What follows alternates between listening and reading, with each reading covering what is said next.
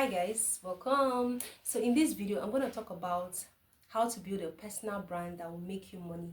So I'm just going to list all the steps that you need to take right now in order to kickstart this personal building brand that will make you the money that you deserve. And then at the end of this video I'm going to talk about how storytelling goes a long way in boosting your brand. Okay, the effect of storytelling in your personal brand. It's not about luck. That's why I said it's not magic. It is about building a system, a structure.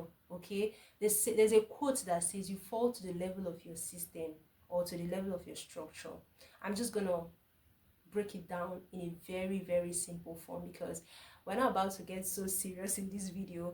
Yes, this is a career tip, but as much as possible you need to also have fun and you need to be yourself. Yeah, so say for example you're someone that you hit the gym and you do this, you're supposed to do this, let's say 3 times in a week, and on a day you wake up you're so tired you don't feel like it.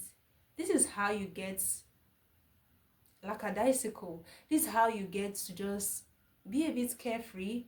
And trust me, when you do that, you're not gonna get that shape that you want. You're not gonna get that body shape. But when you have a structure, you know that okay, 3 times I get to go to the gym. Even on days that you might not feel like it, even on days that you don't, just your body system is not just, except if you're sick, right? There's of course some scenarios that are just out of it.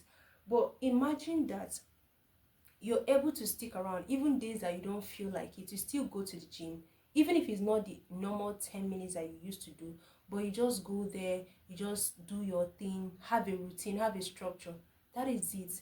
You're not doing it based on your feelings. You're doing it because this is what I have to do. This is a system, this is a structure. This is exactly how it is with personal branding. You're not doing it because you feel like it. It keeps compounding. It keeps adding up every day, little by little, until it gets you to a point where it begins to pay you back. So without talking too much, let's talk about the steps that you need to take. Yes. Step 1, you have to discover the niche of you. What is that unique talent or uniqueness that makes you authentic? You need to find that out. What is that one thing that your friends talk about? What is that one thing people appreciate you for? What is that solution that a lot of people have come to you for and you just end up repeating yourself? You might want to think about that. Second step, define your core values and vision. So now you have a niche, but you need to find out what is that core value. What is that vision that you have for your brand? These are the values that are non-negotiable and it will help you to scale. And by scaling, I mean, imagine a company that just starts right now and they are in their first few years of building. With time, they get bigger, so they scale. So scaling just means as you're advancing, as your brand is getting bigger, and as it keeps growing. Yes, these are the non-negotiable values that you need to have, which are the core values. When you go to a company's profile, most times they talk about their core values like integrity, talk about trust. Exactly, you would want to have that for your brand. Step three, you have to understand your audience. So it's not enough to just have a news, it's not enough to just have your core value. You need to know who your audience are and you need to understand what this audience want from you, because these are the people that you solve their problems. I mean, you're not there if not for the audience, you'll not be existing. Yeah, you don't want to have a brand that nobody is looking at it. I mean, what's the essence? Who are you there for? Who are your customers? How are you going to make the money? It's through people. So you need to understand your audience. So it says that you need to understand their pinpoint and then be able to position yourself. How do you get to understand your audience? You could create surveys where you ask them questions and they fill out the form. Ask them their problems. If, for example, it's your audience on LinkedIn, you could share a post, ask them to comment, and then from there you get your feedback.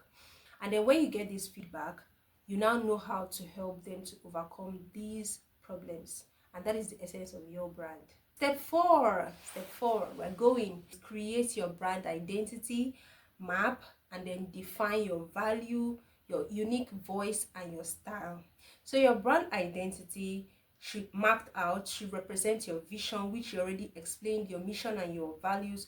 So we're talking about here in your brand identity, talking about the feel of your brand, right?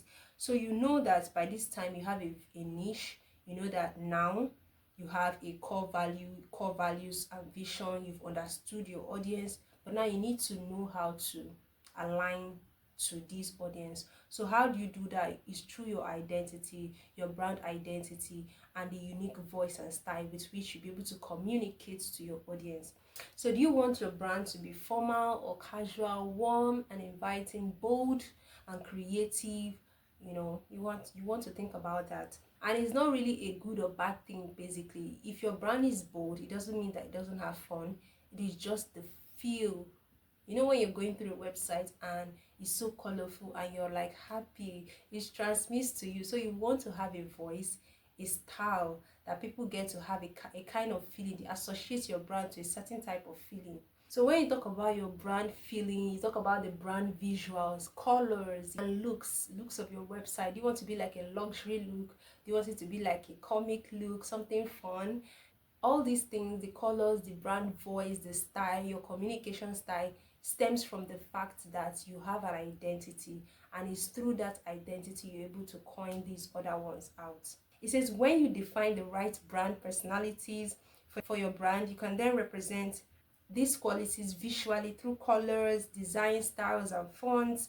And then the representation, when it's in place, your brand visual aesthetics can then signal what your brand is about to people. Also, at this point, you would want to have a logo and symbol for your brand. So all these things comprises of your brand identity, your brand personality, the unique voice and style of your brand. These are the 4 steps, the 4 powerful steps that anyone could jump on to start building a brand that will make you money on the long-term goal. Remember, to recap, the 4 steps are: first, you need to have a niche, define a niche of you. Second, you need to have core values, your non-negotiables, okay? Third, you need to understand your audience. Fourth one, you need to create a brand identity map, your unique voice and style. Okay, so following these 4 steps, you'll be able to have a solid brand for yourself, and just keep being consistent on it.